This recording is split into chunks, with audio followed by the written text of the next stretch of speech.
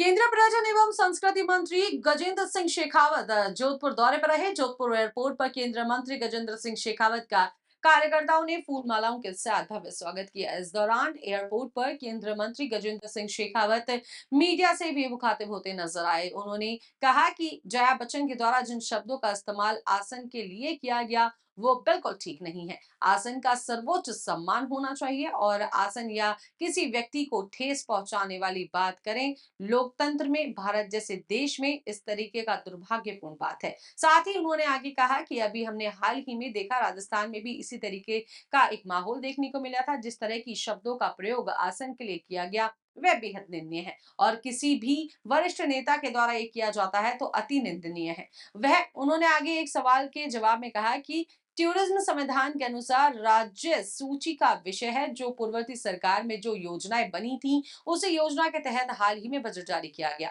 लेकिन आने वाले समय में और भी जारी किए जाएंगे। इसमें राजस्थान सहित अन्य राज्य को भी शामिल किया जाएगा।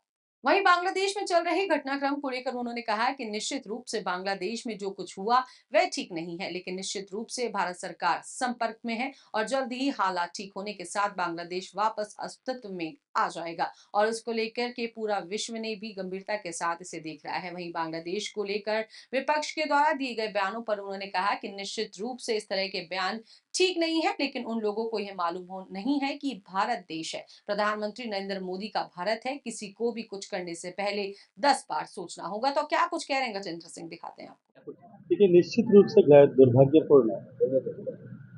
न केवल आसन के प्रति सर्वोच्च सम्मान होना चाहिए, लेकिन उसके अतिरिक्त भी सदन में आचरण और व्यवहार करते हुए कोई भी व्यक्ति अपने आचरण से या व्यवहार से या अपनी बोली से किसी के प्रति ठेस पहुंचाने वाली बात करे और सहआशय करे, लोकतंत्र में और भारत जैसे परिपक्व होते हुए लोकतंत्र में ये नितांत अस्वीकार्य है। लेकिन दुर्भाग्य से इस तरह की घटनाएं जब होती हैं तो निश्चित ही मन को दुख होता है। अभी हमने देखा राजस्थान में भी इसी तरह की विधानसभा में घटना हुई थी और जिस तरह के शब्द का प्रयोग आसन के लिए किया गया था, इतने वरिष्ठ नेता के द्वारा किया गया था, मुझे लगता है कि कहीं कोई भी स्तर पर कोई भी व्यक्ति उसकी भर्त्सना किए बिना नहीं रह सकेगा। तो राजस्थान को 4 सर्किट दिए, 283 करोड़ से ज्यादा।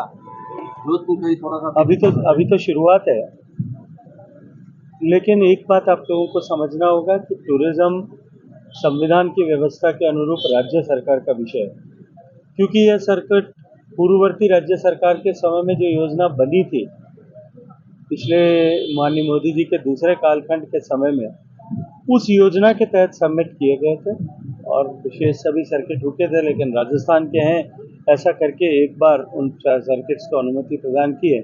आने वाले समय में राज्य सरकार के साथ मिलकर के इस पूरे क्षेत्र में और हम किस तरह से टूरिज्म को बढ़ा सकते हैं, ऐसे प्रस्ताव राज्य सरकार से जो मिलेंगे उन पर निश्चित ही गंभीरता के साथ में विचार भी करेंगे और उनको आगे